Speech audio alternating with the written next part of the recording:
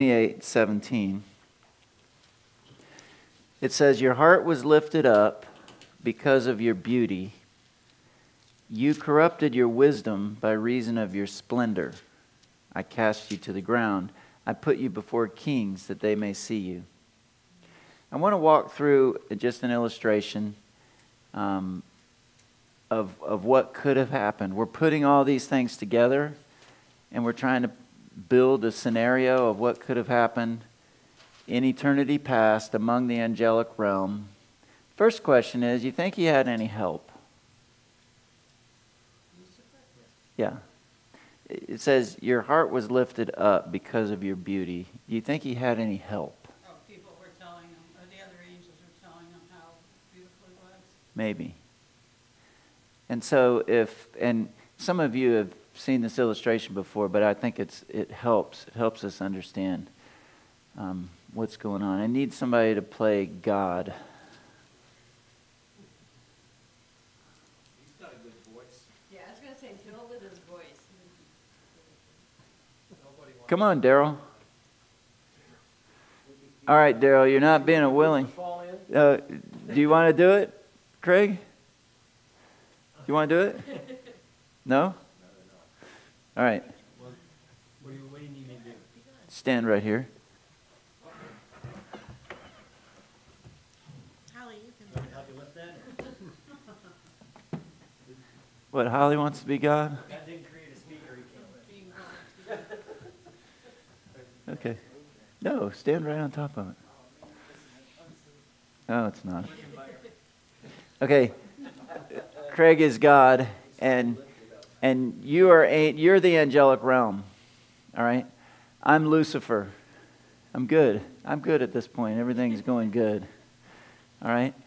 And I'm all these things. So as the high priest and the worship leader, if you will, and if you remember the eternal future picture, those kings were bringing the glory of their nations into his presence.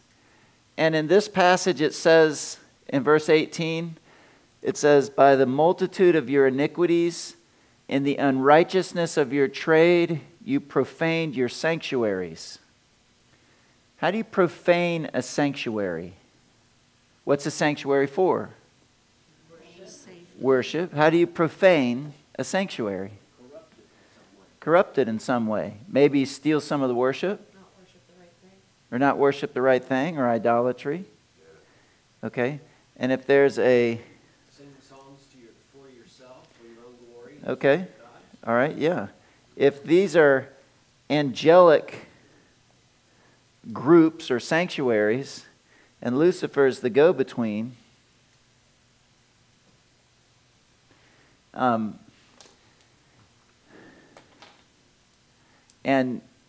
he's taking the worship, if you will, or the tribute of the angelic realm into the presence of God and laying it before the Lord in sincere, genuine worship.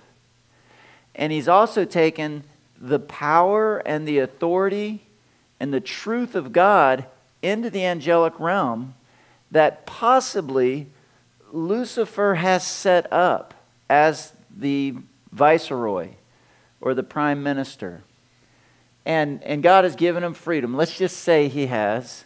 And he's taking God's wisdom and he's applying it accurately and the truth and the authority. And then he's taken the glory and the wisdom and he's bringing back to the Lord. And he does this for a long time or for a while, and everything is perfect. And then he's coming back, and one of the angels just notices, "Wow, Lucifer, man, you're so wise." And he just continues doing what he's doing. He puts that one back in his pocket. That feels good. And he's bringing the glory to the Lord. And the Lord knows what's going on, doesn't he? Let me just ask you this. When you're doing something and your motives are mixed, part of what you're doing is for the glory of man, and part of what you're doing is for a sincere desire to glorify God. Have you ever done that? You ever been there, done that? You have. Every one of us have. Okay? And this is what's going on. God doesn't just judge you right there. But this is happening. And then he comes back. But he's drawn over here because this is the one that was telling me. She just loved the wisdom. Okay? And the glory. And the beauty. Okay? And she's now starting to admire. I'm not saying there's women angels, okay? Don't worry.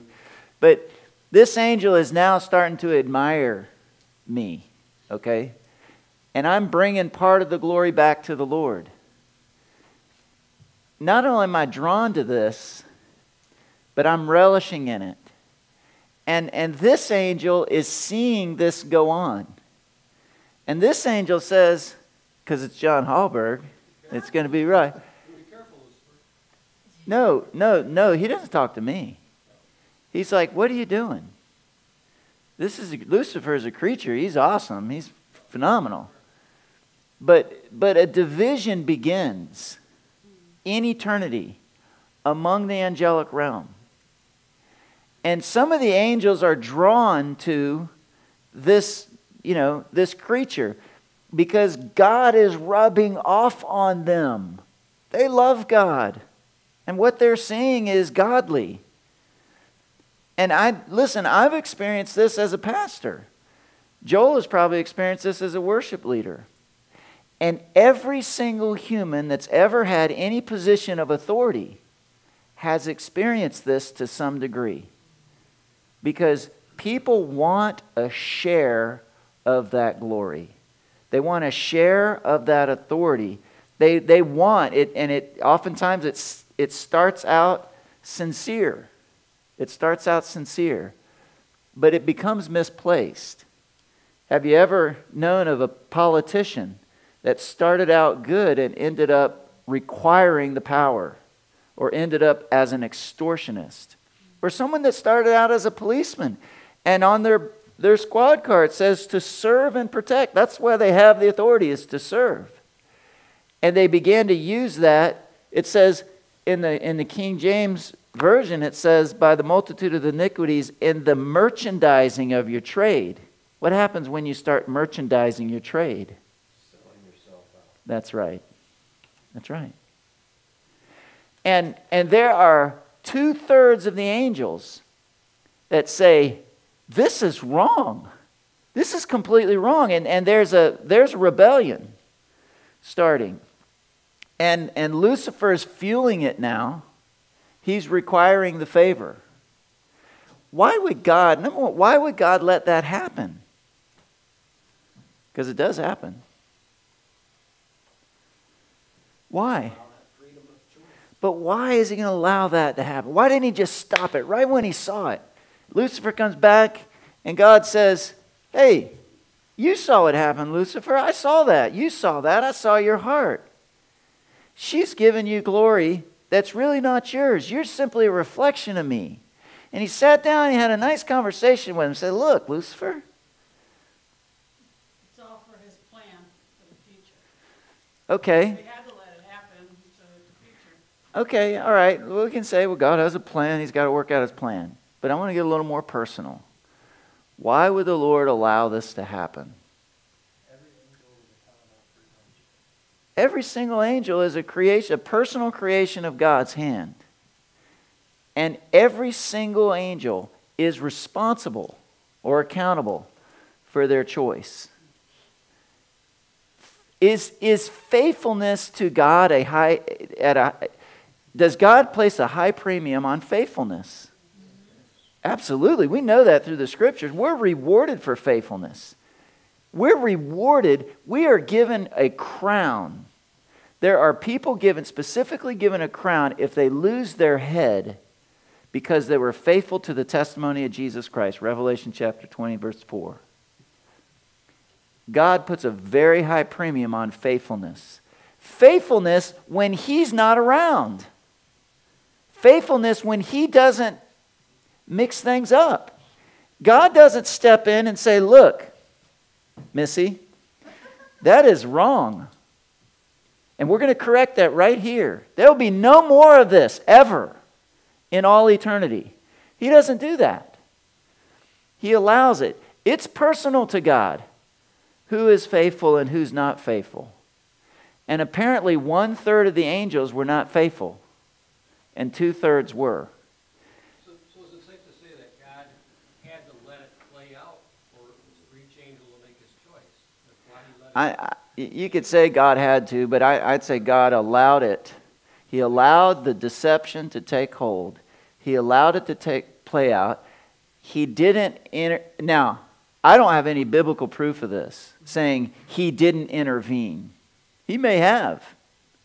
He may have said, I don't know what you're doing. Well, I know what you're doing, but it's wrong. You better stop it. I don't know.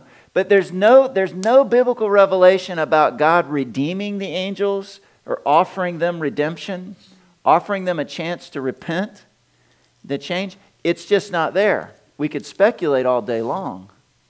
But one thing that I think is a safe bet is that God allows this to go on until every single last angel has made his decision, has made his choice. Okay? And they're proving their faithfulness and their love. Think about it. There's a tree of knowledge of good and evil in the garden, and that's a test for Adam and Eve. He allowed that test to occur. Why? Faithfulness. And we know the rest of that story. Adam failed the test, and God provided redemption. But we don't have any sign in the scriptures that God provided redemption for the angels. That's not to say he didn't, but we can't say dogmatically that he did or he didn't. I don't think. Somebody may have other theological deductions for that. Okay, thank you, Craig. All right. Now, it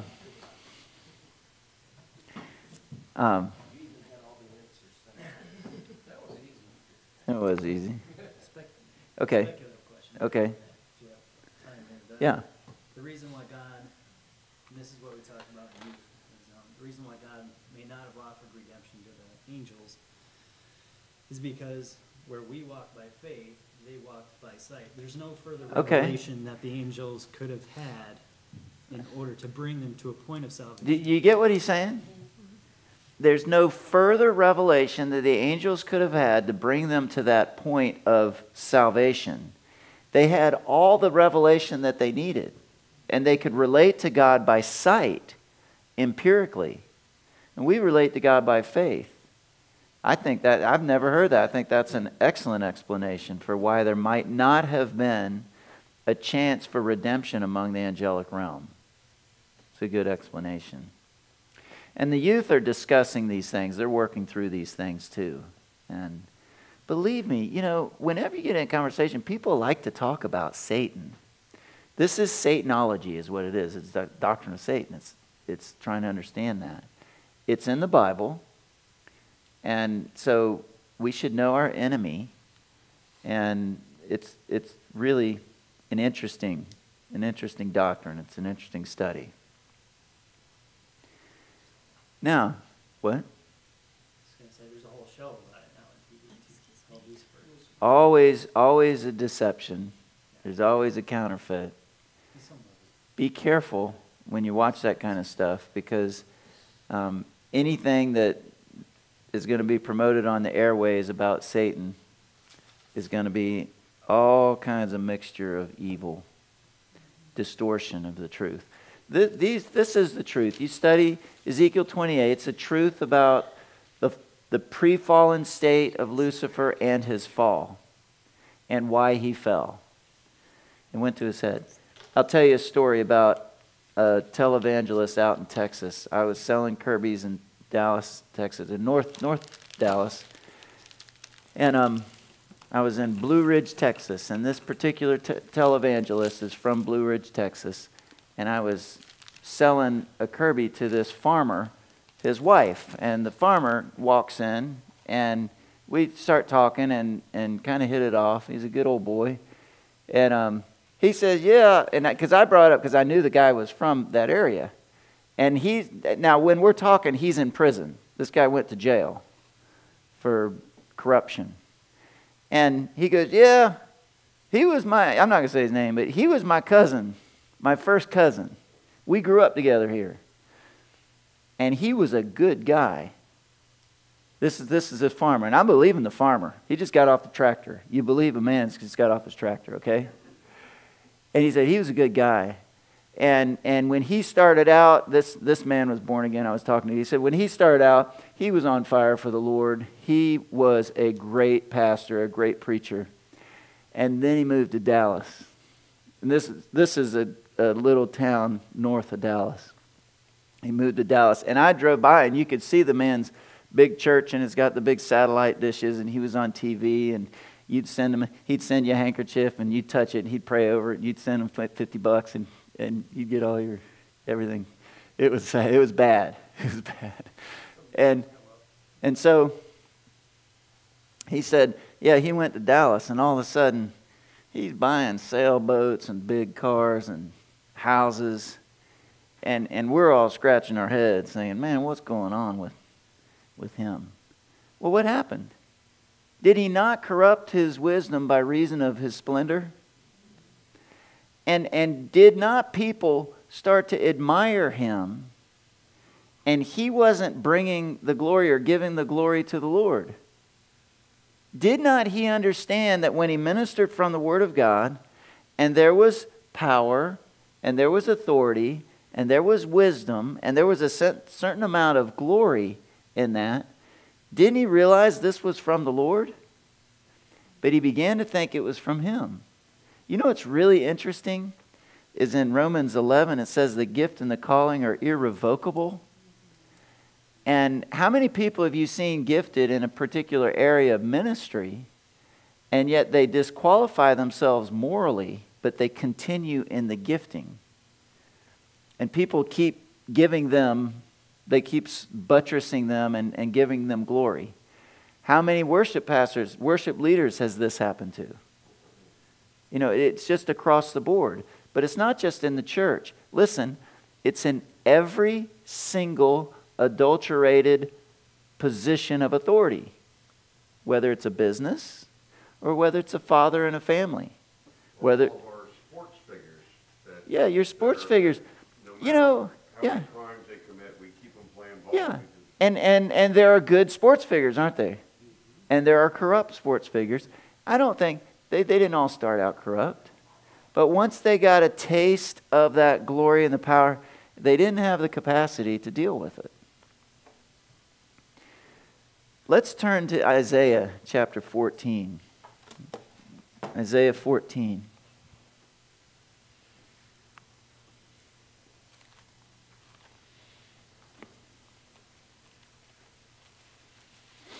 And if you study Ezekiel 28, and then you study Isaiah 14, you've got to really come to the conclusion that Ezekiel 28 comes first.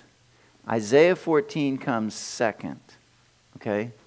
Let's read it and look. Verse 12.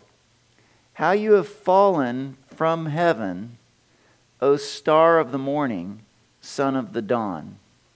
That's the shining one, the bright and shining one. This is Lucifer, if it's translated into Latin. That's where we get our word Lucifer. That's Latin. You've been cut down to the earth, you who have weakened the nations. Now that's a title, you, the one who has weakened the nations. And it could be you've weakened angelic national entities, or you've weakened human national entities. Either way. Verse 13, it says, but you said in your heart. Now, is he saying this out loud? Nope. This is God reading his heart. I will ascend to heaven. Question, was he already in heaven? He had already had that, right? Why would he be saying, I will ascend to heaven in his original state? Because his original state, he already had that position, didn't he? He was the anointed cherub who guards, who covers. He's in the presence of God, right? Take over is it the first heaven or the third heaven Well, where God's throne is? he's Take over God's position. all right, but let's just look at it. Hold on a second. I will ascend to heaven. My question is, didn't he already have that Okay, look in the second one. I'll raise my throne, that's authority, above the stars of God. The stars of God are angels. My question is, didn't he already have that position? He was already the highest, the anointed cherub, on the holy mountain of God. Then he says, I'll sit on the mount of the assembly. Didn't God cast him off of that mount? He did. In the recesses of the north. And then he says, I'll ascend above the heights of the clouds. That's to the third heaven. Okay, where would that tell you where he is at this point? At least under the clouds, or in the clouds. Okay, that's a key. We're going to look at something else later. Okay, and so I'll ascend to heaven, I'll raise my throne above the stars of God, I'll sit on the mount of assembly, and I'll ascend above the heights of the clouds. My point is, he was already above all of that before he fell. That's why I'm saying he had those, he lost those, and this is his statement, I'm going to get them back. Does that make sense? But look in the next one says, I'll make myself like the Most High. That's El Elyon. Now, did he have that? He never had that one. He never had that one. Now, I'm going to give you a few passages, and you can look these passages up, but where it uses this term El Elyon. There's a whole bunch of them, but look up Genesis, not right now, Genesis 14:19. Genesis 14:19. Deuteronomy 32:8. Psalm 97:9. This term, the Most High, is a very important term, and it always means the sovereign one. You could say it is synonymous to prototokos, the sovereign one. What does sovereign mean? He's king. And I'm going to be like the Most High. I'm going to be the ruler of the heavens and the earth. I'm just going to I'll read Deuteronomy.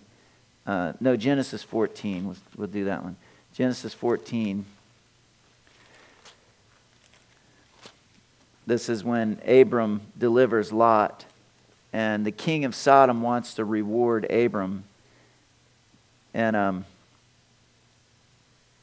verse 17, Genesis 14:17.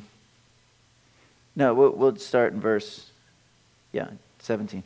Then after his return from the defeat of Chedorlaomer and the kings who were with him, the king of Sodom went out to meet him at the valley of Shavah, that is, the king's valley. And Melchizedek, king of Salem, brought out bread and wine. Now he was a priest of the Most High, God Most High, that's El Elyon. And he blessed him and said, Blessed be Abram of God Most High, possessor of heaven and earth. You see how that phrase defines who God Most High is? The possessor of heaven and earth. And blessed be God Most High, who has delivered your enemies into your hand.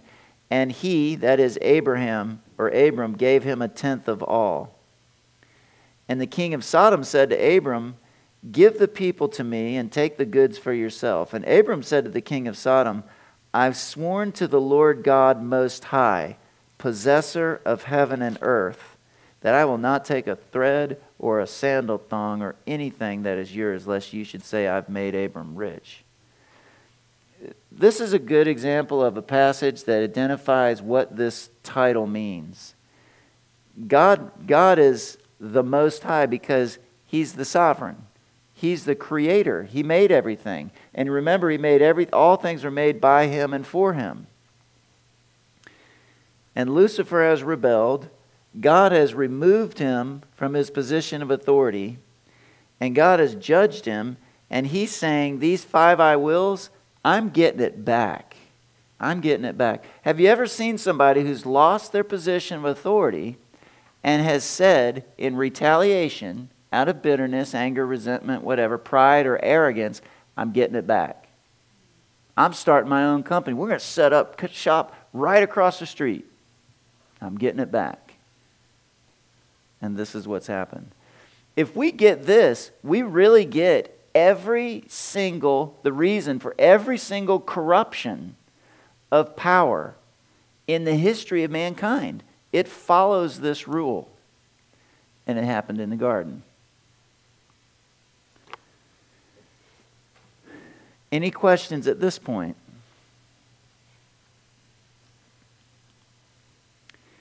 Let me ask you this. If there's an angelic realm on the earth with sanctuaries and they're set up in different echelons of authority, and Lucifer is the intermediary between, and you see this thing develop and there's a division in eternity. But this was Lucifer's domain, am I right? Okay. Does it make sense that God would judge this domain? Because every time you see someone judged in the Old Testament, a king or a nation, that when that king was judged, his domain was judged. Everybody under that dominion suffered. Think of Pharaoh in Egypt. The Assyrians, the Babylonians, the list goes on. Several different kings of Israel and then Judah. Everybody suffers, and God judges the land. Now, if Lucifer is the bright and shining one, might part of God's judgment on Lucifer being cutting off the light?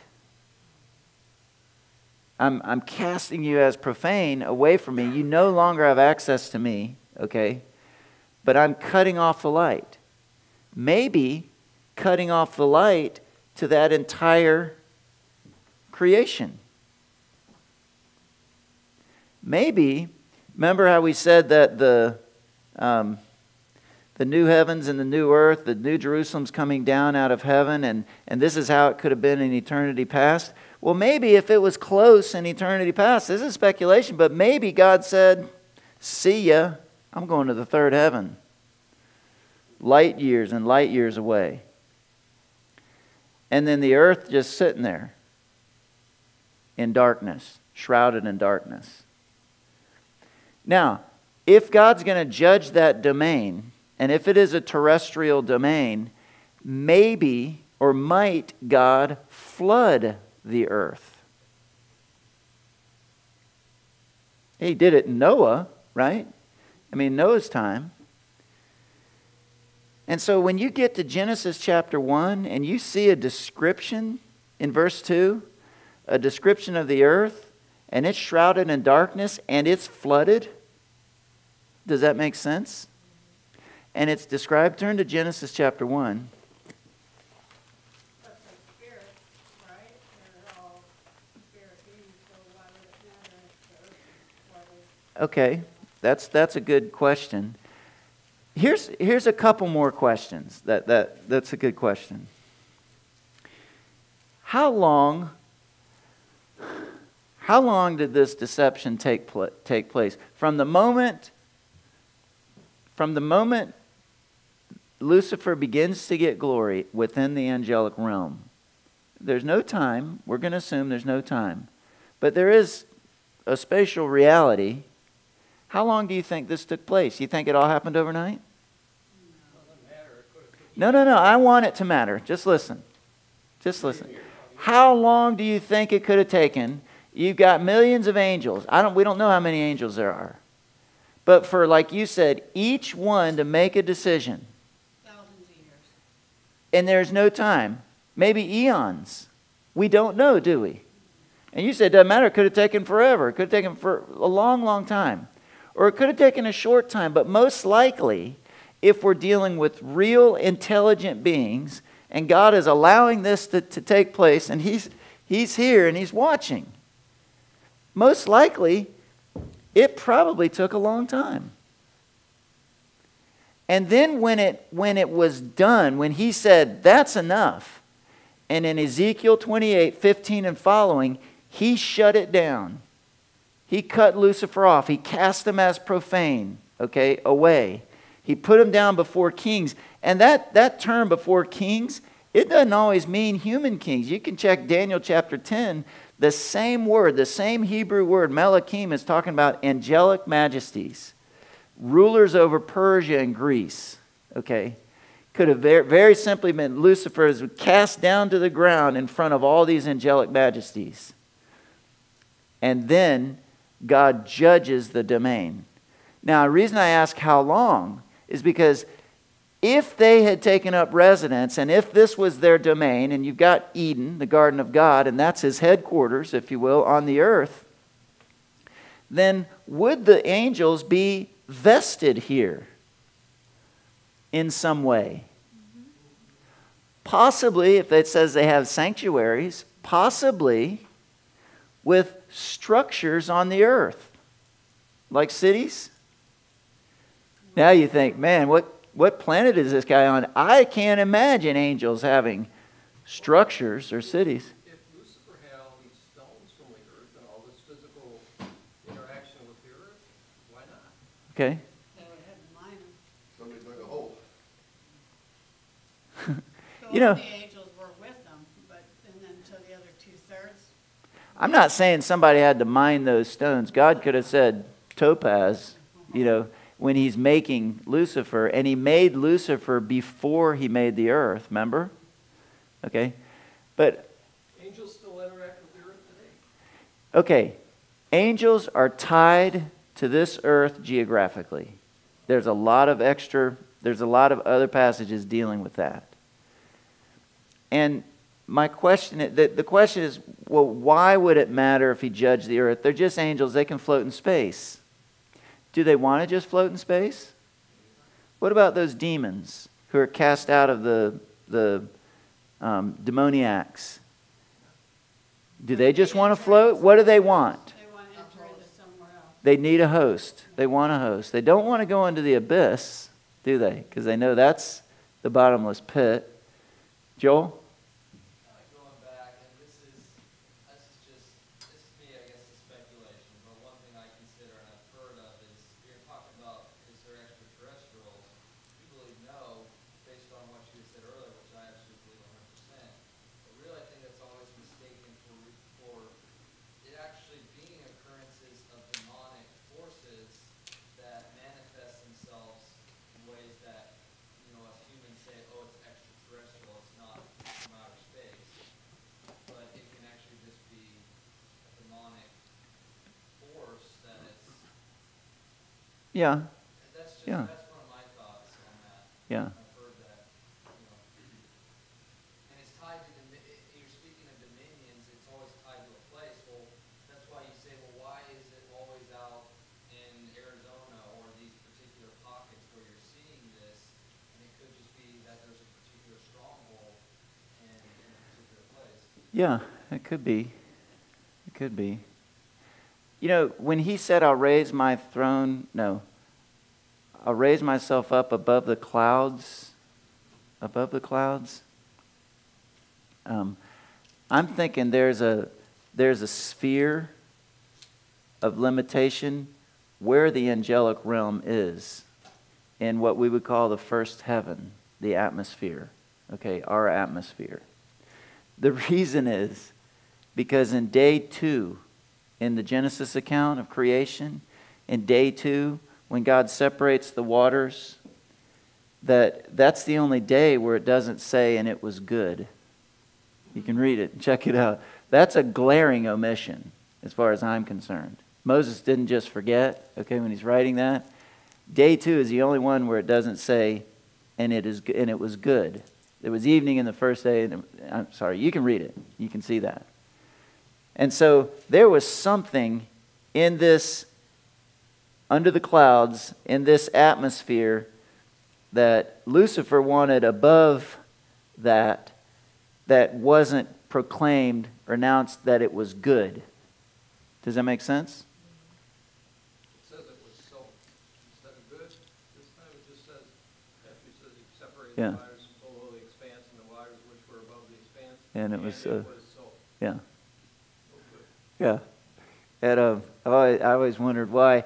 Because it seems like from other passages that that's the limit, the area where the fallen angelic realm is. I want to explore real quick the question of time and how long. First of all, we ask the question, how long would it have taken for the entire angelic realm to have to make, each one to have to make a decision, and maybe a real bona fide war breaks out, okay, of good and evil? How long did that take? We have no idea. We have no idea. But then, if God judged the earth and cut off the light, maybe removed his presence way far away, cut off the earth and possibly flooded the earth, because that's what you're going to see in Genesis 1 verse 2. The next question is, how long would that have remained in a judged state, and what would motivate God to leave it in a judged state? He's mad. Yeah, and you can look, there's another passage that's a parallel passage, Jeremiah chapter 4, verse 22 and 23. You can read that passage, and it's a parallel passage. It seems like God is judging the earth at that time. But what would motivate God to leave the earth judged? Because he's the creator. He's the only one that can fix it, and he does fix it. But what might motivate God to leave the earth in that judged state, possibly for eons? He could go write his plan. Huh? So he could go write his plan. He doesn't need time. You might think, well, you think you can do it without me? Go ahead. Here you go. Okay, Lucifer's a creature, right? And he's saying, I'm going to do all these things, I'm going to do all these things. And now all the angels, possibly, are looking at him, although he says this in his heart. Maybe he didn't announce this is what I'm going to do. Here's my 5 points and my plan. But the other angels are like, well, what do we do now?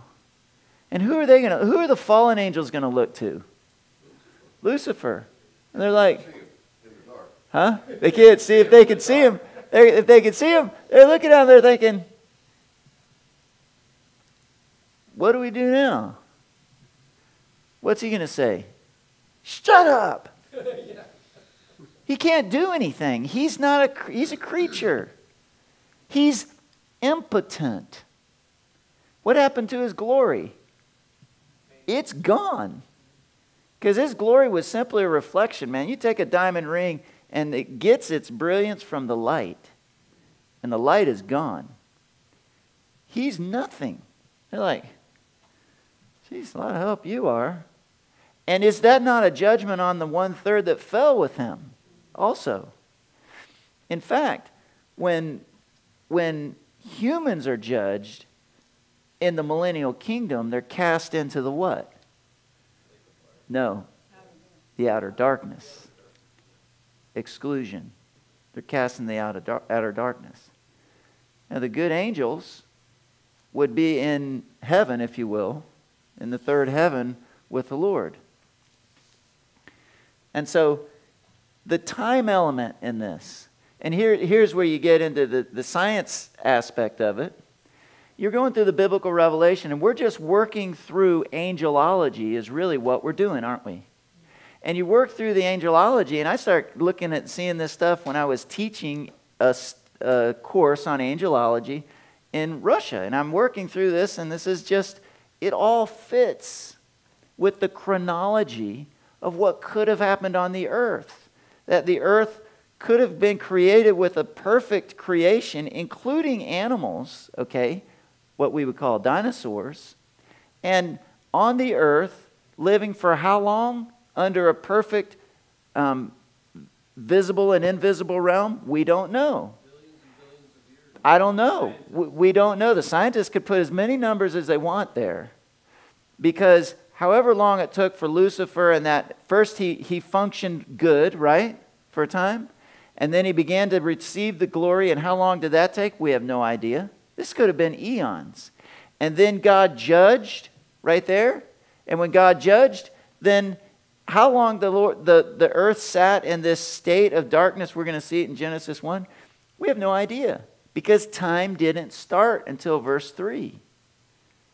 And so when Adam is now standing there and he's created, he could be standing on fossil fuels that have been down there for eons. Because if God floods the earth and cuts off the light, what happens to all the plant and the animal life?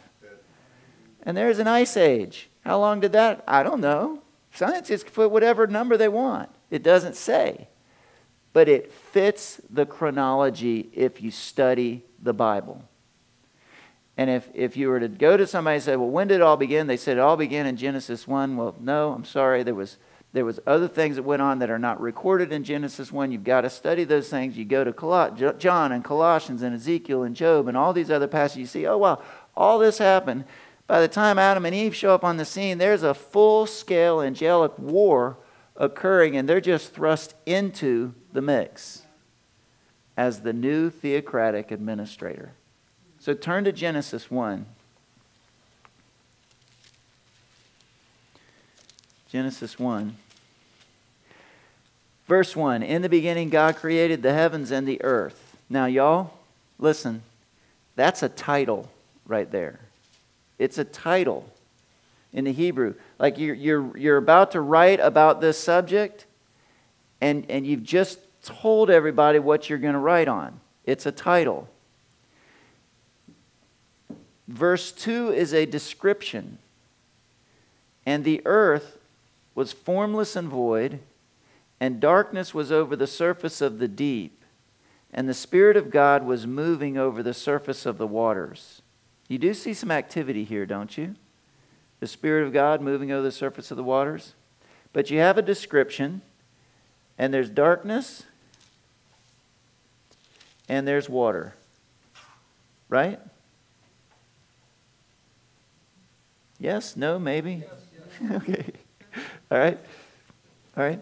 And so, if the earth today is shrouded in darkness, there's no light, and if it was flooded with water, what would happen to the earth today? So this could be explained. It could be describing an ice age. Okay. And then you have that statement, the Spirit of God was hovering or moving over the surface of the deep. And that's a word that actually means, rachaf, it means to create heat. It's used of birds sitting on their eggs, or an eagle over its nest.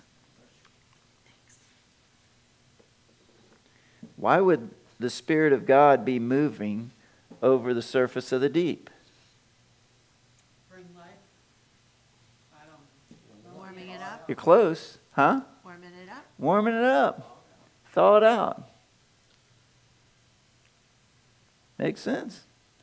And then the next step is, let there be light.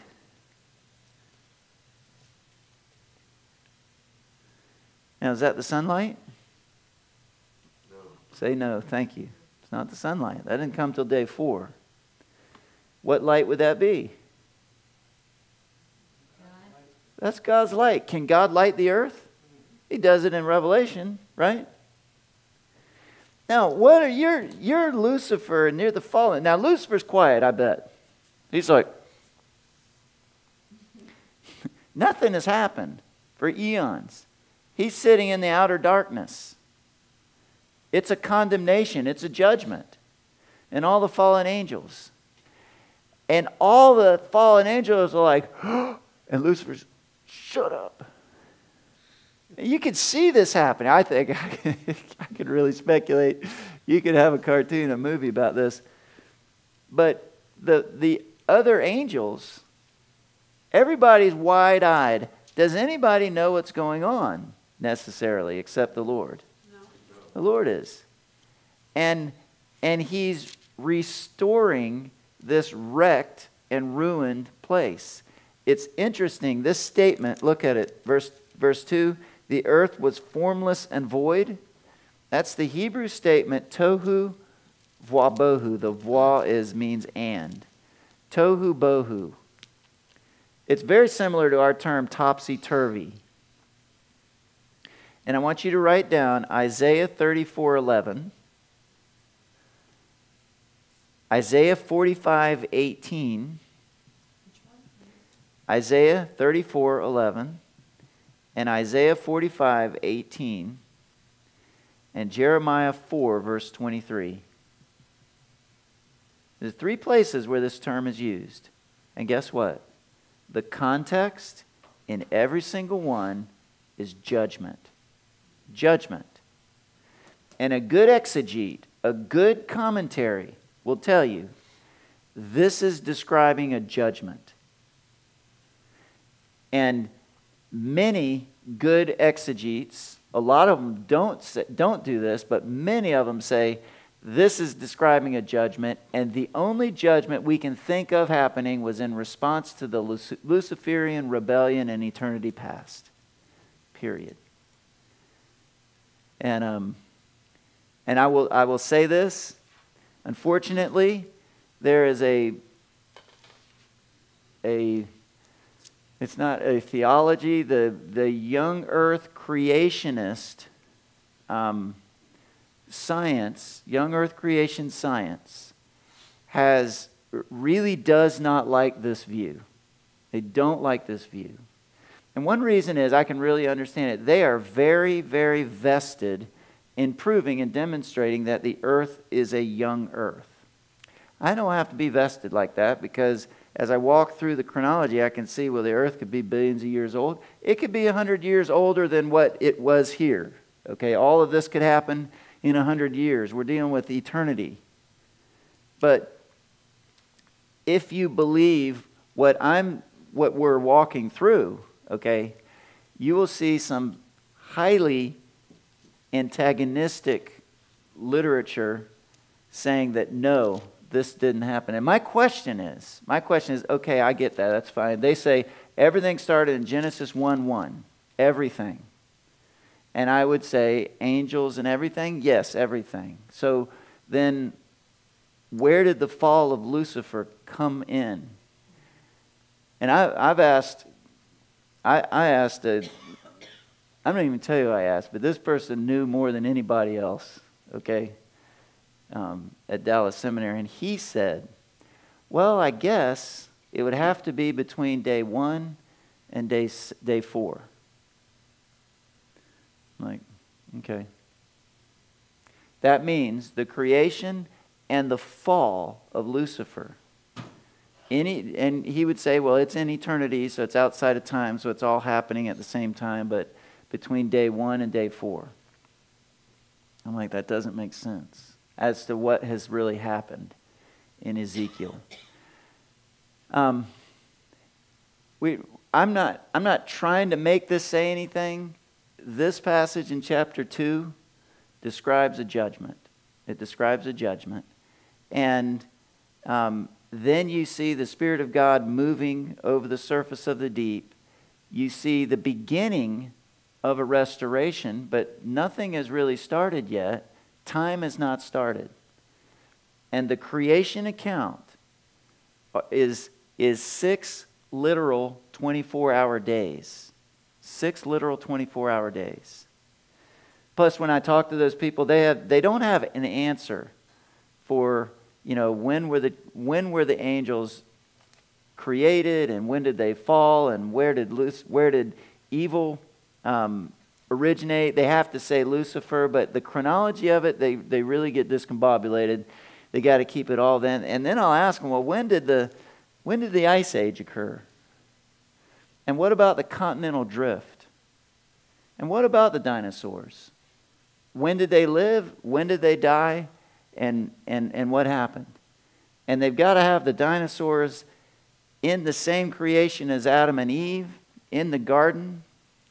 And then those dinosaurs get on the ark, okay? Now, I've even heard them say, I've argued this, I've even heard them say, well, there's baby dinosaurs and incubators, and they take them on the ark, and Noah takes care of them. Then they get off the ark, and guess what happens? They die because the vapor canopy is gone. And so that's what happened to the dinosaurs. there's a problem with that. When you study Genesis and you study the flood account, every single species that goes on that ark gets off the ark. And every single species replenishes the earth. All you have to do is read the flood account and read it carefully. It's explicit. Moses, when he writes it, uses all kinds of absolutes. Every single species that goes on gets off. And every single species replenishes the earth. What about the continental drift? Well, they say, well, that happened during the flood. I don't think so. I think that happened at the fall of Lucifer, when God judged the earth. You can look at that in Jeremiah chapter 4, verse 22 to 23. You can read that. But let me just explain something. Jeremiah 4. Here's the earth. Okay? Now, at the original creation, right here, at the restoration right here, there's water covering the earth, right? Correct? So yes, there is. And half this water goes up and half stays down, and it creates the atmosphere, right? This is day 2. Okay? Even with half the water going up, still all the mountains and the earth is completely covered. That's a lot of water, isn't it? It's a lot of water. To remove half the water up, to leave half the water down, and you still have the mountains down here, okay, that's a lot of water. It's a very different scenario in Noah's day.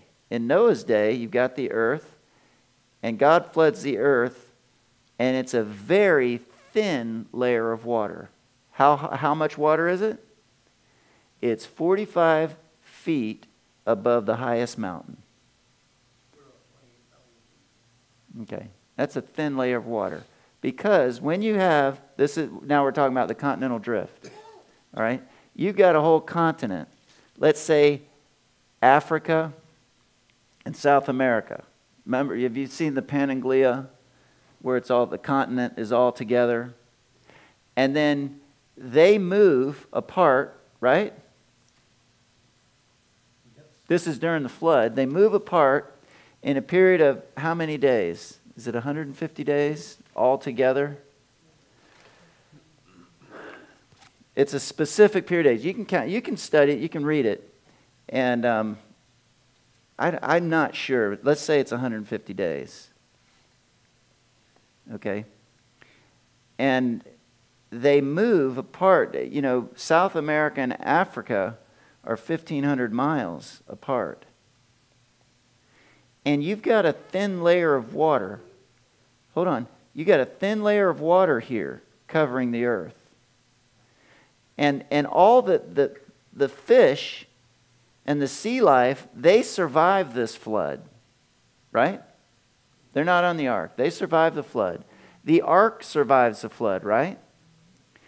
But when they say that these continents move 1,500 miles in about 150 days at about 10 miles an hour with a thin layer of water, what do you have going on?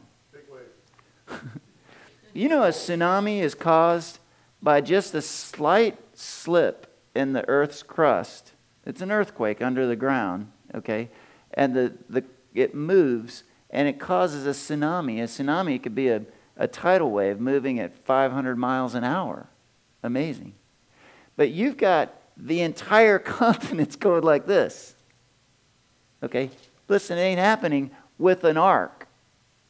Unless the Lord just picks the ark up and holds the ark. There's no biblical revelation about the supernatural intervention of God removing the ark. And what about the marine life? The marine life's not going to survive that. And what about the archaeology? They do core samples, and the core sample in the continent right here, this is after everything happens, and in the ocean is the core sample here is very, very old, like billions of years old.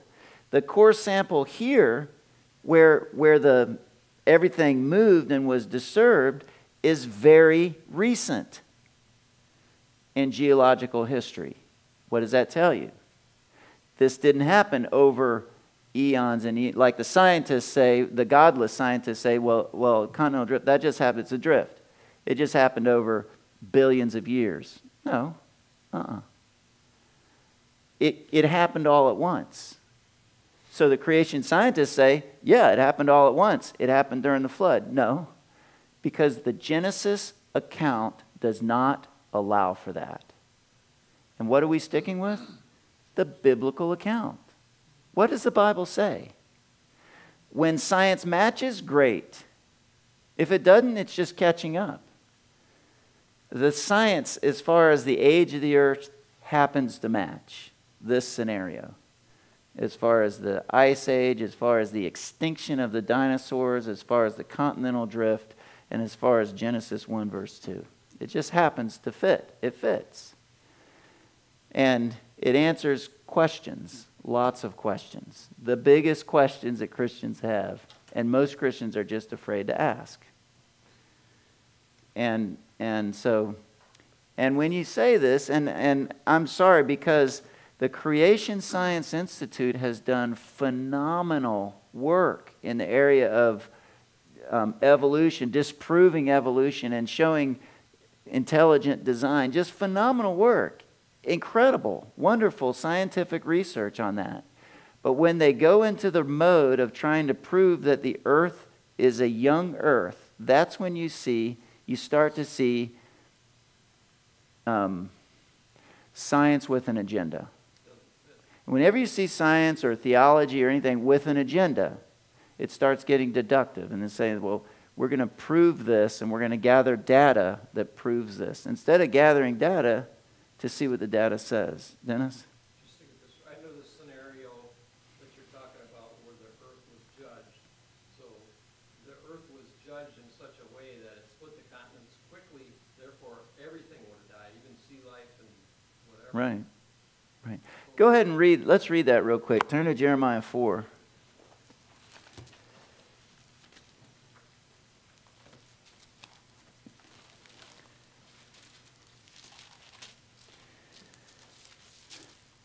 Now again, you remember what I said about prophecy? It can be speaking of a near and far fulfillment. This would be one of those examples, and this occurred in a limited sense to Israel when Babylon came and wiped them out. Okay? But look in verse 23. It's interesting, the context. I looked on the earth, and behold, it was formless and void. That's the same exact phrase that you see in Genesis 1 verse 2. Tohu wabohu. And to the heavens, and they had no light. Well, there's your darkness right there. I looked on the mountains, and behold, they were quaking, and the hills, and all the hills moved to and fro. Now that could be describing just a really bad earthquake, okay? But the word used there when it says moved to and fro, literally means skipped. The mountains skipped. I looked, and behold, there was no man. Well, that fits too. And all the birds of the heavens had fled. Well, that fits, that there was an animal kingdom. I looked, and behold, the fruitful land was a wilderness, and all its cities were pulled down. Oh, well, maybe there were angelic cities. You all might think I'm from another planet. But maybe they could be in the bottom of the Atlantic Ocean. Y'all are quiet. No, I told you to present some evidence. Okay. Before the Lord and his fierce anger. So if God is judging Lucifer's domain, and he might judge it with darkness, I would think that would be a quickie, easy one. He might judge it with the flood, okay? But he might so destroy it at the fall of Lucifer that if there were any structures or even any vestiges of an angelic civilization, they're gone. They're in the bottom of the ocean. And that might explain the demon's aversion to water. And I don't think that's a big stretch. When you see the demons being cast out, they seek water. Jesus said they seek waterless places. They don't want to go into the water. It's interesting when they're cast out of the demoniacs in Decapolis, they go into the pigs, and the pigs rush into the water, and they're drowned. But Jeremiah 4 happens to use the same term, tohu wabohu. If you turn to Isaiah chapter 48, let's see.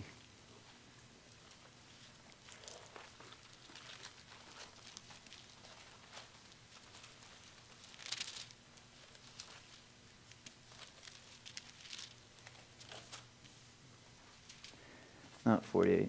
Isaiah 45.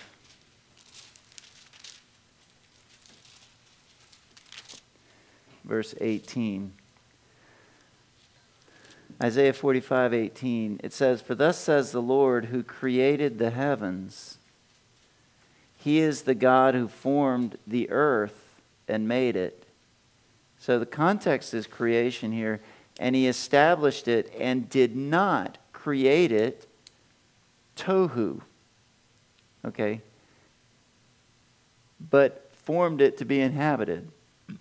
Now, granted, he doesn't say tohu wabohu. That's the formless and void. But he uses half of this term, tohu. And it specifically says he did not create it tohu.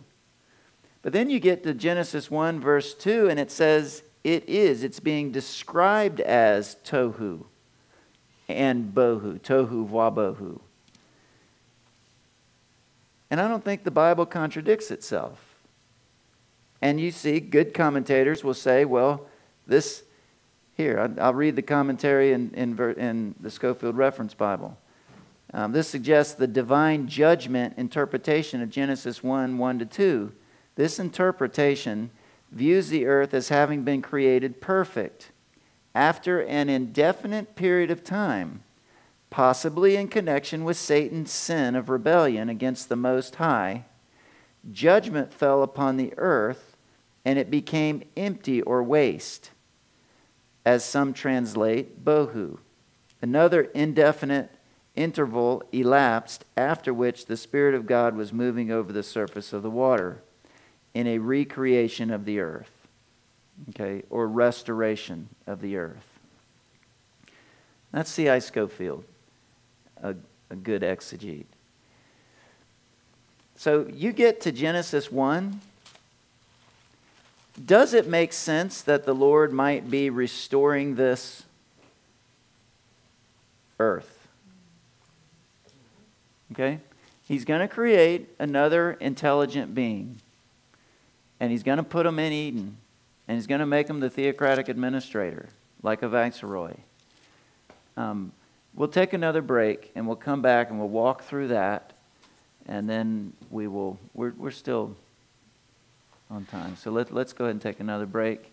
And we'll start back at 10 minutes after 5. Okay? 10 minutes after 5. Can I ask a question while you're off the recording then? Yeah. Would it be fair to say God is omnitemporal? We've got a whole bunch of other omnis about God, and that makes understanding time. I think at that point, if God lives in all time, not just any time, then he created time when he created the first thing that had time to it. When he created the very first angelic being, that was the beginning of time. He exists in all time. He exists then, now, future, past, all at once. So time doesn't matter to him, but it does matter to anything that's been created. Because all the terms about, all the terms about the angels all have time things related to them. You know, about us has time things related to them. Everything about the earth has time things related to them.